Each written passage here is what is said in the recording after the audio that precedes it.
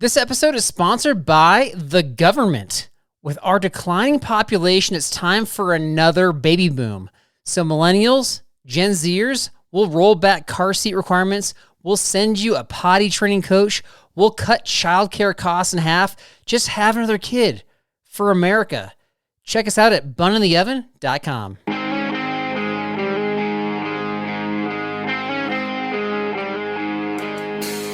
What's going on, everybody? This is Derek, and with me today is the only man who will build a bike from logs and rocks. That's how he gets all those miles so quickly. Don't let him fool you. It's not the shoulders.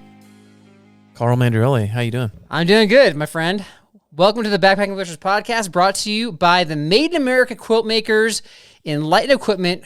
With me today is Derek Somerville. He's a man that goes outside to yell at kids that social networking back in his day was go outside and play. It was. It really was. Yeah. Go outside and play. Not catching the irony there that you're going outside to yell at the kids to go outside and play. It's hilarious. Yeah, it's good. Thank you. Because I'm super old. Yeah, it's funny.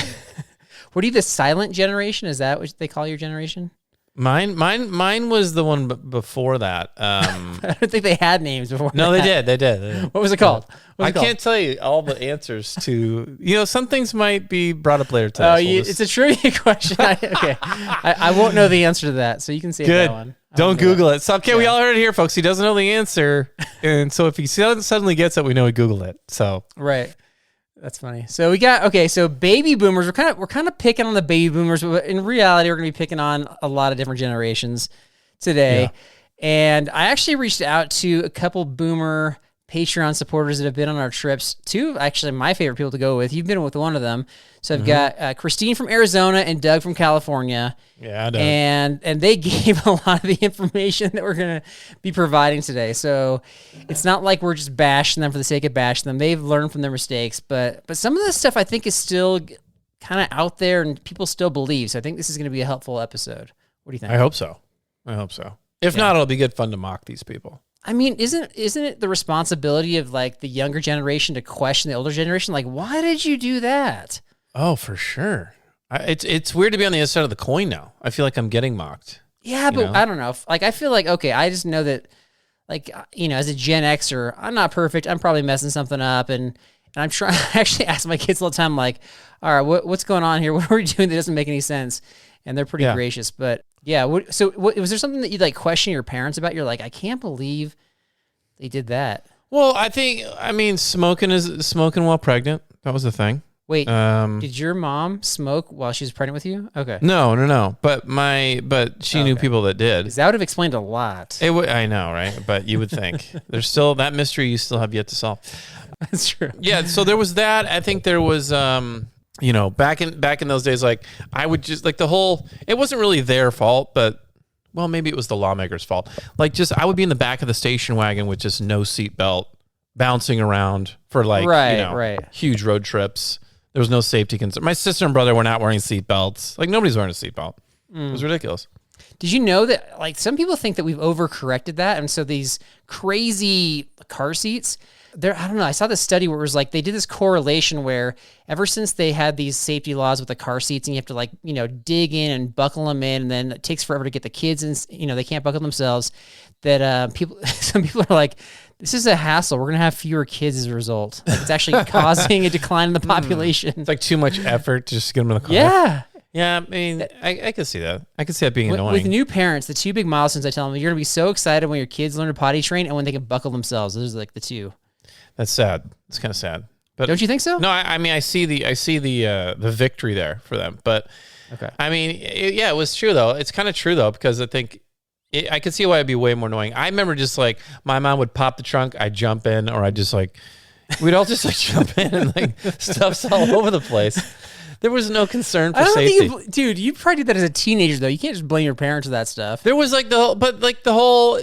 this still happens in other countries outside of America, but the whole let's just go sit in the back of the pickup truck and just see what happens and drive around. Yeah. That happens in America, dude. There's still states that allow that. That's true. Yeah. Well, that's legal, but anyway, so we're going to pick on the boomers a little bit here. I think one of the issues that I think is that, I don't know if it's just their generation, but there's a lot of things that we're going to mention that just seem to make sense. That doesn't mean that they're correct. What they believe, they're like, well, this makes sense.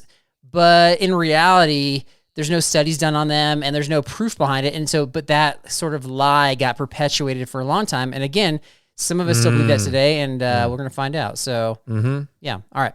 Also, we have somebody responded to your pocket pretzels. Pocket pretzels. Yeah, where Derek put just pretzels and pretzel crumbs and pretzel dust into his pocket, no bag, and just ate out of his gross pocket. So we got a comment from a lady about that. Bible verse of the episode, Joel 1:3, tell your children of it and let your children tell their children and their children to another generation. So this is like the passing down the knowledge about God, or just the general idea of like passing down knowledge. Did your parents pass down knowledge and wisdom to you, do you feel? I feel like they did-ish. It was like a giant game of telephone where it kind of gets, skewed a little bit, So Okay. Did they pass me down knowledge? I don't know. Like sunscreen whenever you go outside to the beach? Sure. I guess was the top one. No, I don't know. That's a good one. I like that one. I think back in the day it was like just put the sunscreen on. Here's a myth. Like, and this still applies today when I was like, wait, is this a myth or a lie? This is a lie. I'm sorry. This is a lie. Okay. Even when I was teaching swimming back in the day, it's like, and people still believe this today. Like, I'd see a lot of actually families of all ethnicities would get their kids to the swimming pool or get their kids to the beach. They just lube them up with all kinds of sunscreen, and then they just jump in the water like immediately. And I'm like, right. That is not doing anything. They're going to get burned. Like, you're just washing it all off. It's going to set in your skin for like 10, 15 minutes. Wait, do you go scold them? Did you go talk to them about that? A couple times I did, because I'm like, look, you threw your greasy kid in the pool, and now I can't even hold him, and 2, like, he's gonna burn, and then 3, it smells disgusting, and like I gotta deal with this kid for 20 minutes now. Thanks a lot. So when you were talking to them, did you shake your finger at them? It was more of a fist, fist of anger, more of a fist. All right. Well, I was going to ask you what the boomer generation is known for, and the sunscreen thing. That's actually probably a, like overall positive thing, especially if you don't go. I don't know. I'm not a sunscreen expert, but the boomer generation. What are they known for? Yeah, like telling you to put sunscreen on. That was sunscreen's number one, obviously. Yeah. I think they were what was that generation? They were like 40s to 60s ish, right? So right, they had like the big. Weren't they all about like this is like post World War II, right? So they're like all about like economic prosperity. Social movements, like anti-war protesting was going on. Yeah. So I don't know. I think those are pretty significant impact on the culture. As a kid, like my boomer parents, they were big on, I don't know. I remember there was like this movement for like, make sure that you're spending quality time with your kids. And so my mom would just like basically sit me down, tell me stories for hours, and then ask me like, was that quality time? I was like, she would ask you, or say something, or make a comment about it. Yeah, like was it official quality time? Yeah, like did I get my did I check the box for today? Yikes, that's awkward. How'd you feel about that? That was a thing for them. Did you know that boomers own 38% of all real estate, but comprise only 20% of the current population? I could see that.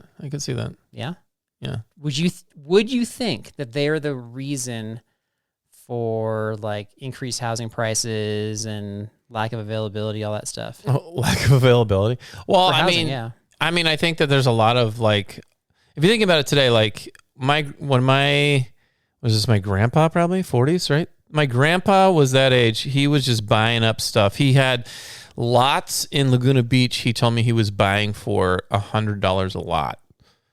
Like, So he's probably like 5% of that. He's probably like 5%. 38%. So he bought a bunch of stuff, and then I'm like, dude, like it's almost like they just kind of gobbled it all up. So yeah. I mean, it makes sense. So I think that that's a misconception. I actually looked into this because I think one of the main reasons that there's like this, like increased housing, especially housing prices, especially like in city areas, is because of Airbnbs and Verbos and stuff. I think that's been a big impact. Yeah, I've heard a lot about that. And do you know which generation owns the most of those? Is it our generation? It's not. Millennials. Gen Ys? Is that the Gen Y? I thought it was just millennials. I thought Gen Y went away. Isn't it? I think it's like another term for millennials. Okay. Well, Gen Y. Yeah, I think that, and so there's some cities that are actually banning that, but I think it's too late in some areas. So anyway, I just thought that was interesting. So we can't blame them for that. I think we're just trying to blame everybody here. So we're blaming the millennials for that one. Yeah. Okay. All right, let's get into it, man. Okay, so these are things that might relate to outdoors, outside, Outdoor lives. going backpacking, gear, anything. So things that maybe like they believe they passed down, and maybe by default we passed down because we believed what they were telling us. So go first. What you got? You want me to start? Okay, I'm going to save some good ones for later, but I have... okay, here's one. The younger we are, or the younger... Wait, I didn't write that right. Okay, the younger you are, the better hiker you are. Is that... To me, the lie perpetuates... Like 2-year-olds are better than 15-year-olds. No. Like if you're a teenager, you're 20 years old, you're a better hiker than like a 40, 50-year-old, right? What does that mean, better? Like can go just longer? better. Like you can do more. But Where I did think you find this one? I haven't heard this before. What are you talking about? I looked up lies, bro. I looked up lies. This is from backpacker.com. Wait, what did you search? You searched lies. Backpacker.com. So according to backpacker.com, I'm going to continue with my first one here. According to backpacker.com, the lie is that younger are better than older. I think the stereotype is like, if I'm younger, I have more energy, I can go farther, I can do things faster. I think where it gets offline is like where it's like if you're old, right? So like the older you are, the more knowledge you have about like, well, if I pack this way, I can go longer, I can endure longer. I know that I won't get these muscles or injuries if I do these certain things, right? I can pack. You train better. Yeah, experience. Yeah. So I think that to me is a lie because like just because you're younger doesn't mean you're better. You might have more energy. It could be that nowadays because, back in the day, we didn't have it. I mean, we're just believing the lies that are told to us. And nowadays they can actually, people can do a lot more research and there's a lot more information out there. True. I will say that generally speaking, I'm less sore on day 2, day 3 on the backpacking trips than I was in my 20s. Yeah. So, yeah. I don't like that one, but good job. Good job for... I like it. I have the curse of being young and experienced compared to you. So I think I have to, share my knowledge with you. People believe that. People are like, they're nodding their heads. They're like, that's right, Derek. Yeah, that's correct. You go, that's correct. brother. Okay. Brother. Okay, so this one I think is still being... I think people are still saying this. And I think I'm going to pick on the boomer coaches and the boomer PE teachers and maybe some of the Gen X or millennials. I think they're still perpetuating this. And that is when you're, whether you're hiking up a mountain or whether you're, at altitude, maybe whether you're not fit, you're out for a run, you have to catch your breath. You're out of breath. So they tell you to stand up and put your hands behind your head. And this is what I was talking about before, where it's like, that makes sense because you're trying to open up your lungs and trying to open up your chest so that you can inhale more air. It makes sense, right? Versus like you're tired, so you want to put your hands on your knees and catch your breath that way, which is what everybody wants to do. And so it's very uncomfortable to put your hands behind your head. And then after like a couple minutes, it's still kind of uncomfortable. Like people don't really like that still. But people have been told that forever. And so in 2019, they did a study which basically said, yeah, that's wrong. Like put your hands on your knees, essentially. I think the natural instinct back in high school was to just put my hands on my knees. And then you get reprimanded. Like, dude, get your hands off your knees. Yeah. And it was kind of annoying. Right. And it's not, different sports, running, I don't know, when they made you kind of run, for PE class, whatever. So I bet, our buddy Rocky, who's a PE teacher, I bet he said that recently. I'm going to guarantee it. I'm going to guarantee it. I have no idea. Rocky, no respond. Prove it, Rocky. Prove it. Okay. You have some quirky ones. So here's one that's kind of funny. Like 2 socks are needed. They're better than 1 pair of socks when you're hiking. You need like the liner sock, the like synthetic sock. You need a wool outside sock. And that's going to, make things a lot better, keep you warmer, all this other stuff. Not keep you warmer. It's just meant for like blister prevention. Blister prevention, but double layers too.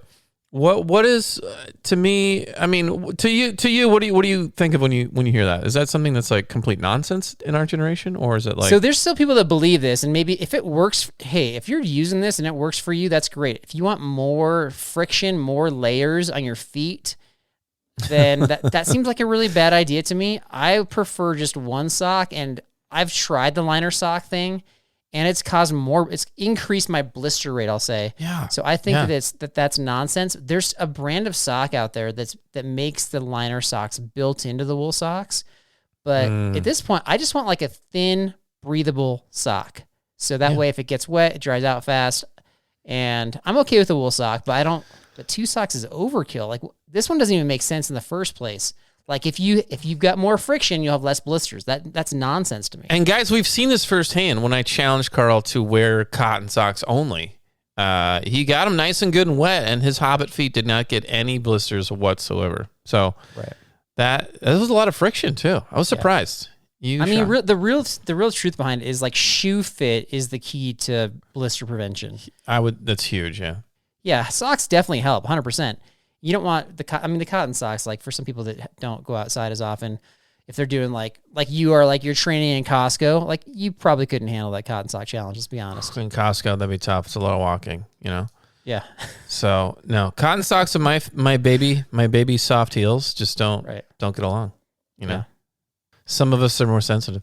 Okay, my next one is right. Oh no, that was mine. That was your next one. My turn. All right. This one was mentioned by multiple people, is that they believed this and then they suggested this to the younger generation.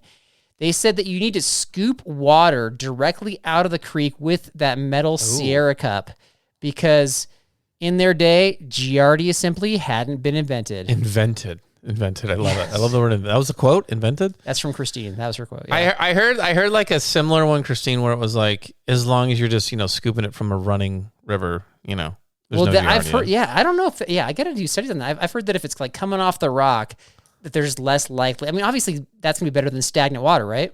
But let's talk about it from it. Like, what if I'm scooping it from a running river toward the top of the source as opposed to down in the valley? Right. Is one of those better than the other? Yeah. I'm gonna say yeah. Correct. Which one? Which one do you like better? I like the higher up, but it's more work. More work. Pro tip. It's more work because you're hiking down low. You're like, all right, I want to get it from the source. I'm gonna scale the mountain ridge with my Sierra going to cup. the spring itself. That's right, and then come back down, and you're like, dang it, I'm thirsty again. I got to go back up there. It's so true. So true. So what do you think? This Giardia? Who invented Giardia? Do you know? Is that online somewhere? Yeah, Edward Giardia. Yeah. He discovered Carl Giardia? Yep. Nice. That's right. Wow. What a great. What's your next one? Mine is let's see. Okay, if you're lost, seek high ground or a river. Wait, those are the opposite, right? Yeah, it's like one or the other. So if you're lost, if you're like on the trail and you're like, I don't know where I am, I'm gonna now detour and go like up on top of a hill or find a river, I guess is supposed to be helpful. But I mean, whatever happened to like retracing your steps, like checking the map, staying calm and like kind of like catching your breath and like, okay, where did I just come from? What did I just see? Trail markers. I don't know. I feel like there's other options you can have than like completely abandon the trail. Wait, if there's trail markers, then why are you lost? That's a great question. Like read the trail signs. Well, backtrack. I'm saying backtrack if you forget what trail marker you're on. Okay. And I would say talk to other hikers, but as you and I both know, like sometimes that's more of a detriment than an aid. Sometimes, it depends on who you don't always know who you're talking to. That's true. That's true. Yeah. Rangers included. Yeah, I would say if you're like lost but haven't been lost for a super long time, retracing your steps I think is the key for sure. That's the best one. I've actually done that successfully. If you're lost, like you're like you lost your direction, you have no idea where the trail is. At that point, you just got to stay put. Yeah. So don't makes sense. Yeah. Anyway, all right. Stay put. Yeah, I don't know. So the ones you're bringing up, I'm not sure that I've heard these. I don't know that I can blame the boomers on this one. I didn't, they came from somewhere. Where'd Giardia come from? You're just blaming boomers on Giardia? I'm telling you what they did in response to trying to get water, and I have multiple boomers that told me that one. Okay. The pot and the kettle are black right now. Okay, go ahead. Here's one that maybe your mom said. Maybe my mom said. If you exercise, if you like go out and play in the rain, you'll catch a cold. Oh, yeah. Yeah, big time. Big time. Okay. Do you believe that? No, I don't.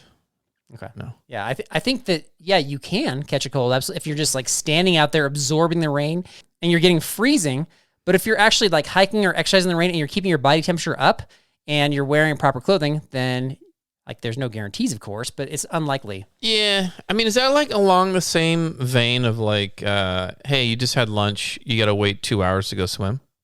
Or 30 minutes? Was it 30 minutes to go swim? 30 minutes, yeah. Yeah.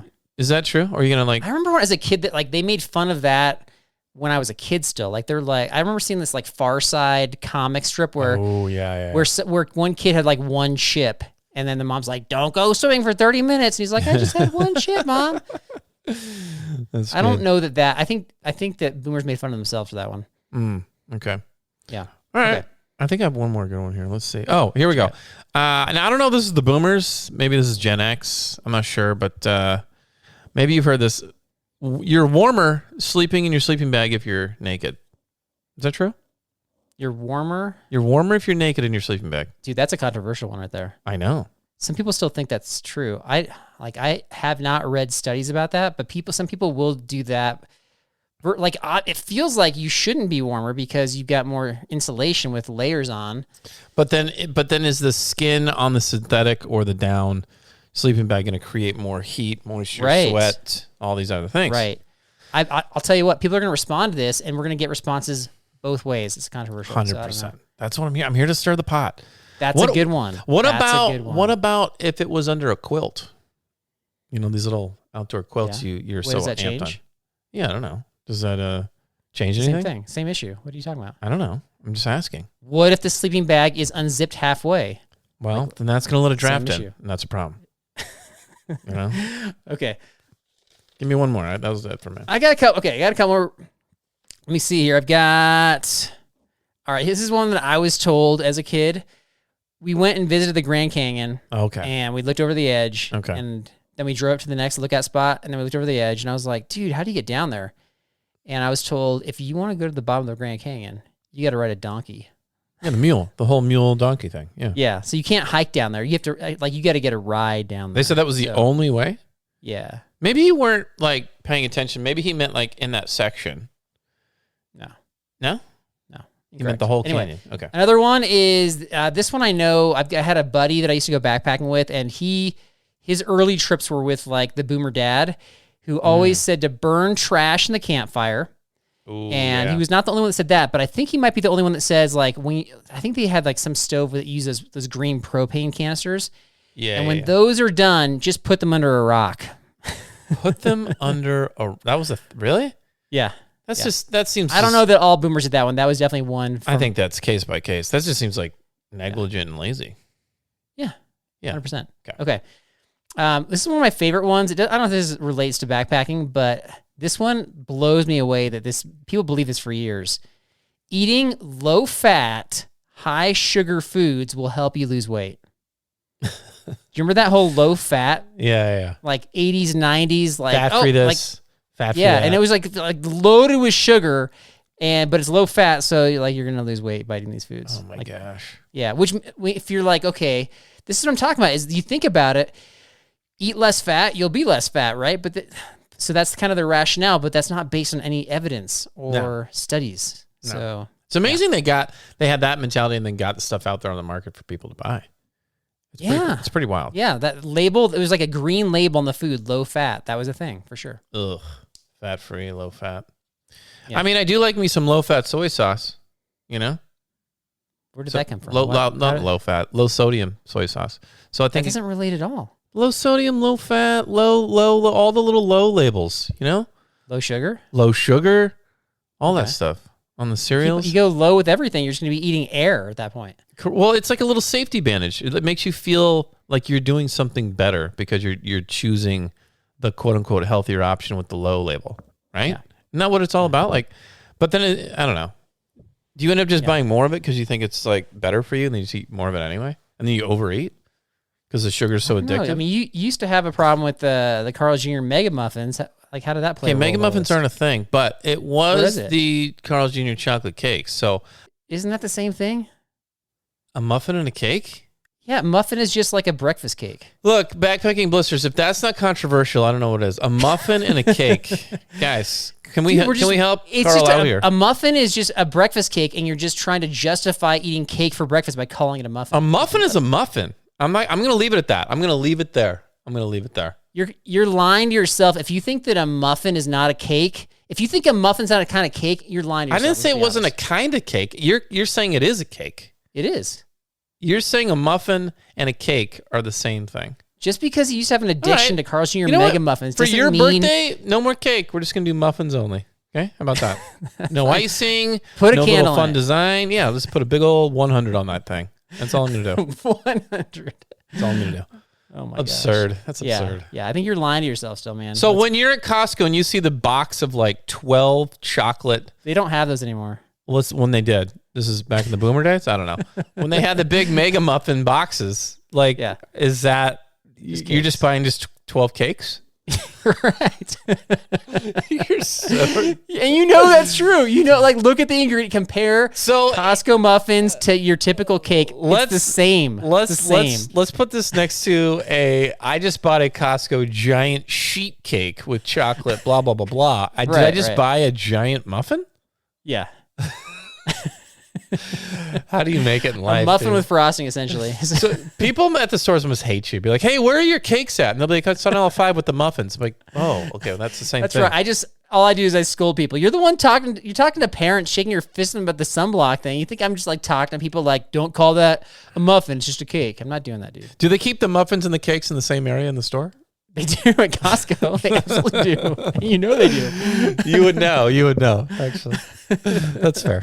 All right. I would know. You're the Costco expert. I don't go in that section. It's too much sugar. Low fat. All right. A couple other ones I had was Moleskin is the best option for blisters. People are still doing that. Yeah. I just think that like focus on shoe fit and don't plan to have blisters. Like people, I don't know. I don't bring a lot of blisters. I like the Moleskin though. I don't hate the Moleskin. But I just think there's other options. There's other types of tapes out there that work way better. And then always bring a bandana was one that my wife said. She's like, I was told that a bunch of times, and I think that's been replaced by the buff or nothing. The buff or nothing? Yeah, people don't bring... Do you see bandanas a lot out in the trail? I think that it's like for a certain type of person. You know? That didn't really answer the question, but... No, it didn't. But I think that... I don't know. I mean, yeah, I think the buff replaced the bandana. Yes, to answer your question. Okay.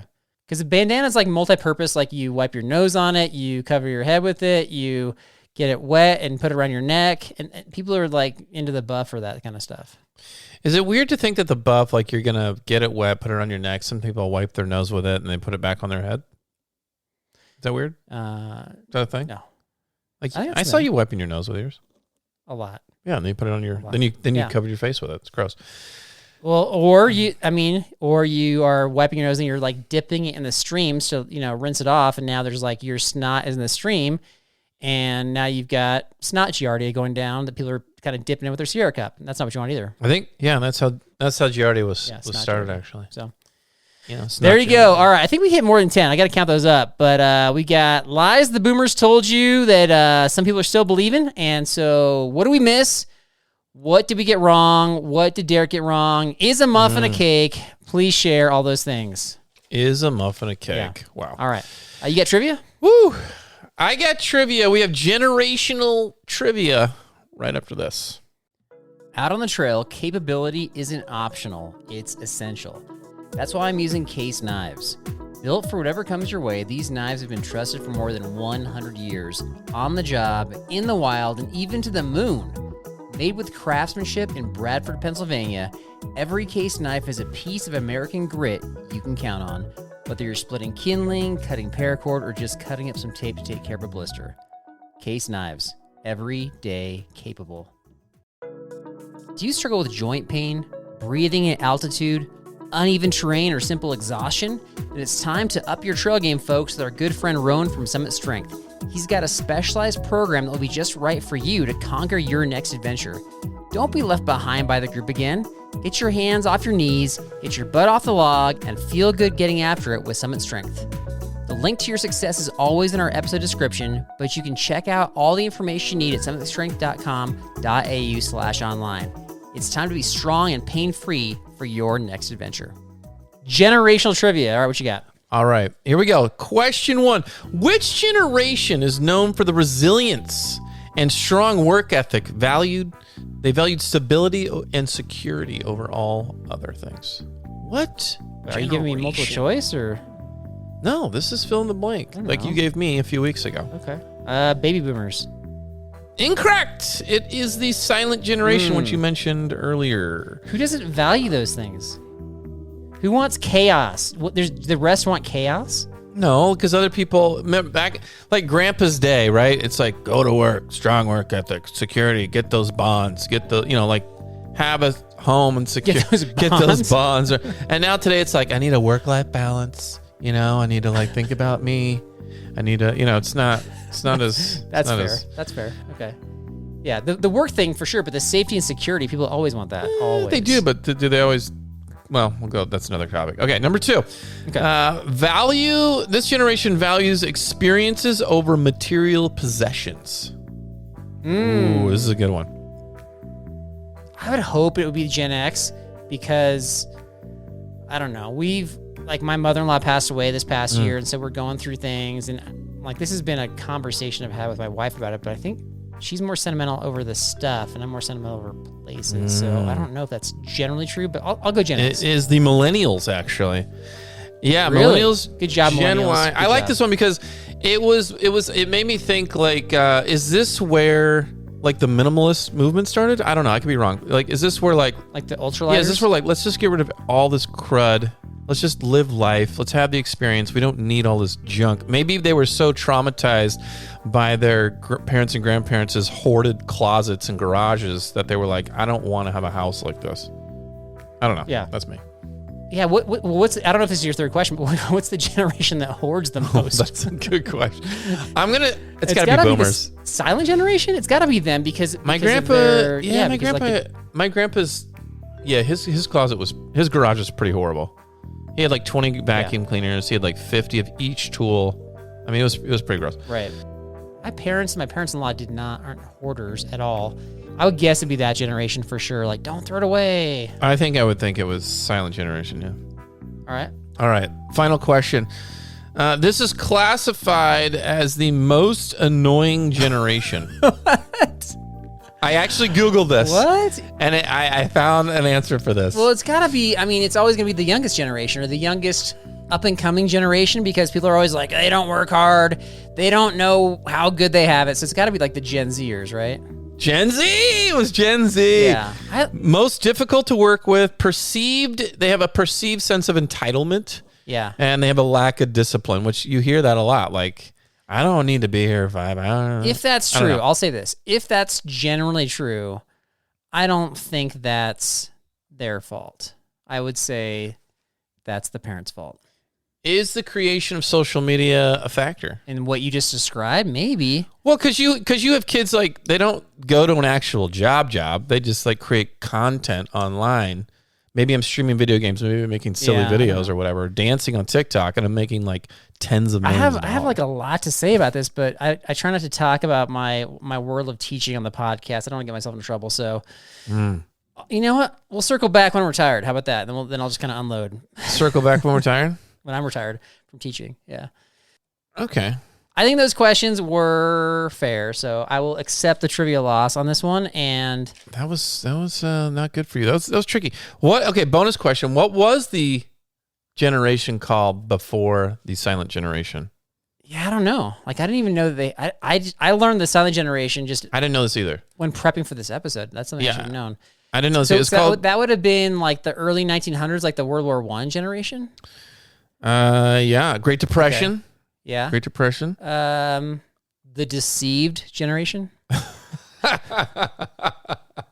Wow. That's how the U.S. got involved in World War I. They were deceived, basically. They're called the greatest generation. I mean, it's kind of really cool. Trench warfare. Like they came up with that. I don't know. I mean, you know, they were pretty. They were ballers back in the day. Mustard gas. I don't think those are good things. So you know, I don't make the names. Okay. I disagree with that. And if you're part of the greatest generation, when I come on our show, I'll have it out with you. How about that? Yeah, they'll be like 100 years old. That'd be really cool. I think it's like 120. You're gonna tell me when I saw the Holocaust survivor who was 102 years old, I'm just gonna go at it with her? Like, let me tell you something about your generation. Okay, now you're. Let me tell you something about. Oh, you survive a Holocaust. Yeah, that's different. Maybe one of the most epic moments of my life was talking. That's to somebody in Germany. I thought we were talking like American generation stuff, but yeah, obviously Holocaust survivors are legit. I don't know. Maybe you should have them on the podcast and talk to them, grill them. You would. Okay. All right. There's still some out there. So, all right.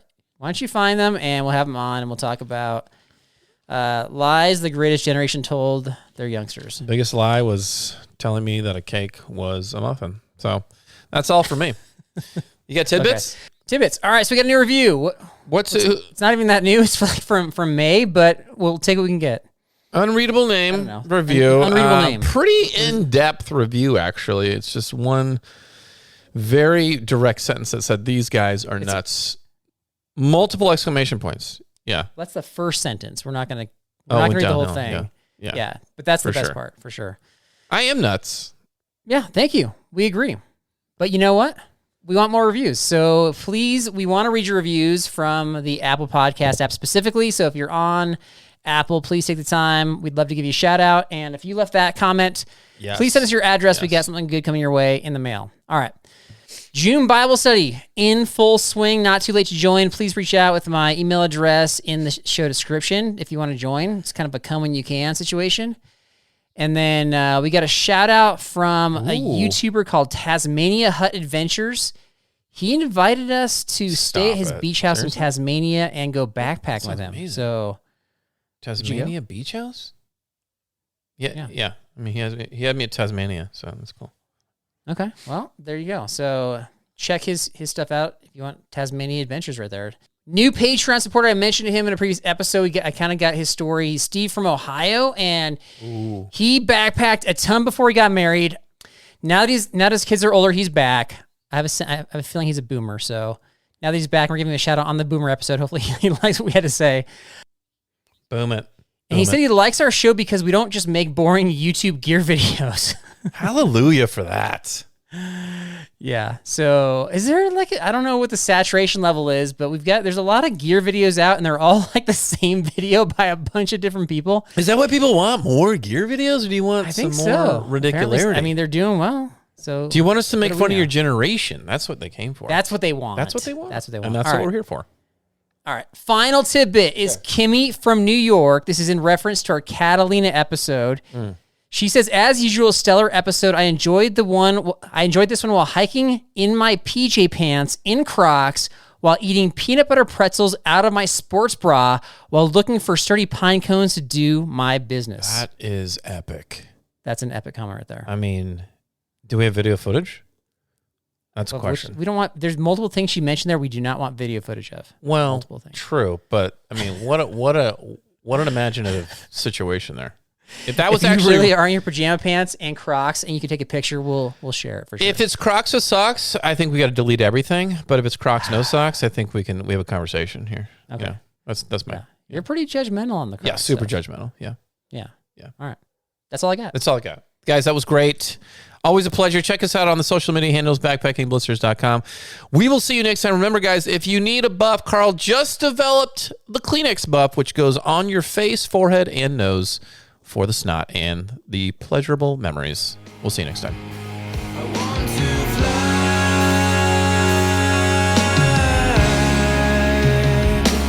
around the world. I'm gonna let you in a little secret. Carl, he talks about the muffins, he talks about the cakes, right? It's because he only eats muffin tops. And so he doesn't do the bottom of the muffin. He's allergic. It's like the Seinfeld episode. He's allergic to the bottom of the muffin for whatever reason. It's a very rare disease. But so anytime anybody jumps out of a cake, he's like, you're jumping out of a muffin. Totally ruins any birthday party he goes to. So hence, nobody invites him to birthday parties. And that's why he stays home and podcasts and goes to garage sales.